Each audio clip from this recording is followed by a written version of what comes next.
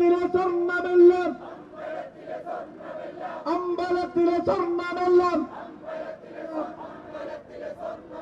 അമ്പലത്തിലെ സ്വർണ്ണമെല്ലാം ചെമ്പാക്കി മാറ്റിയ പ്രസ്ഥാനം ടിപ്പു പിണറായി കടകംപള്ളി കള്ളപ്പള്ളി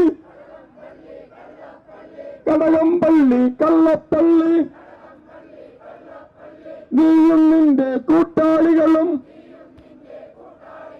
അമ്പലം മുഴുവൻ കൊള്ളയടിച്ചു. നിങ്ങൾക്കിനിയും മാപ്പില്ല. കള്ള പിണറായേ,